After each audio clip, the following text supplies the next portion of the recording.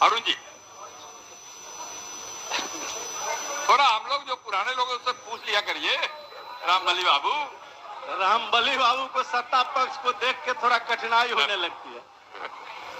महोदय, मैं माननीय मंत्री जी से जानना चाहता हूं कि TR3 के तहत वर्ग 1, 5, 6, 8, 9, 10 एवं 11, 12 में शिक्षा विभाग के अंतर्गत कुल 88,886 पदों पर रिक्तियां प्रकाशित किया गया।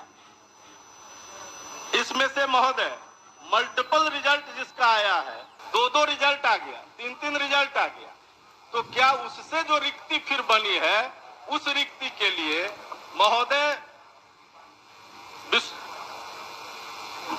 क्या महोदय 15/1/25 के जारी प्रपत्र के आलोक में अध्याची शिक्षा विभाग क्या अध्याचना कर सकती है कि उनके जगह पर उन लोगों की फिर से बहाली हो जाए?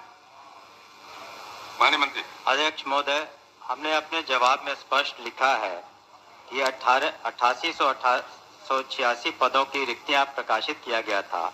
आरक्षण रोस्टर के परिप्रेक्ष्य में बिहार लोक सेवा आयोग द्वारा परिणाम प्रकाशित किया गया है। उन्हीं विषयों कोटि में रिजल्ट प्रकाशित नहीं किया गया है जिसमें अभ्यर्थी नहीं है या न्यूनतम कट ऑफ अंक प्राप्त नहीं कर पाए हैं। वर्तमान में TR3 के तहत पूरक परिणाम जारी करने का कोई भी प्रस्ताव सरकार के समक्ष विचाराधीन नहीं है। तो स्पष्ट है, जब कोई अभ्यर्थी नहीं है। नहीं, अभ्यर्थी है महोदय। अरे अभ्यर्थी है नहीं है तो 6 से 7 हजार महोदय, 6 से महोदय 6 से 7 हजार तो ऐसे अभ्यर्थी हैं जिनका रिजेक्ट कर दिया गया, और बाकी ऐसे अभ्यर्थी हैं महोदय, मार्क नहीं आएगा तो क्या करेंगे? नहीं महोदय, ऐसे अभ्यर्थी हैं जिसके बारे में हम जानना चाहते हैं कि जिनके मल्टीपल रिजल्ट आ गए।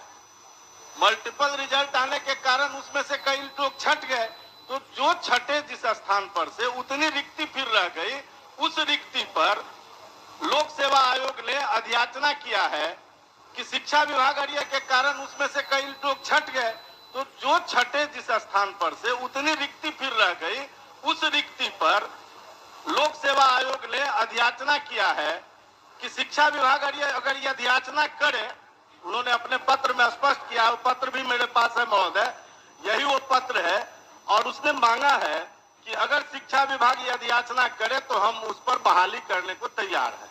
तो क्या शिक्षा विभाग अध्याचना करना चाहती है? सीधा जवाब भी है कि तत्काल उस पर कोई हम लोग विचार नहीं कर रहे हैं। धन्यवाद। क्या बोलिए? ये जब विज्ञप्ति आई थी महोदय, तो उस समय अभ्यर्थियों से प्राथमिकता लिया गया था। आप 1 to 5 में जाना चाहते हैं, 6 to 8 में या 9, 10 में, प्राथमिकता देने के बावजूद एक अभ्यर्थी का 3-3 जगह रिजल्ट दिया गया है, और ये सदन को गुमराह किया जा रहा है कि कट ऑफ के अंदर लोग नहीं आए। कोई गुमराह नहीं करता, बल्कि महोदय वो सब पब्लिक में है महोदय। कट ऑफ इक्वल, जो कट ऑफ आया है उसके इक्वल मार्क्स रहते हुए भी केवल एज के चलते हजारों की संख्या में विद्यार्थियों का चयन नहीं हुआ है। इक्वल नंबर है लेकिन एज के चलते इनको बाहर रखा गया है। कुछ लोग 1 नंबर से हैं, सब मिनिमम एलिजिबिलिटी पॉइंट से ऊपर वाले बच्चे हैं।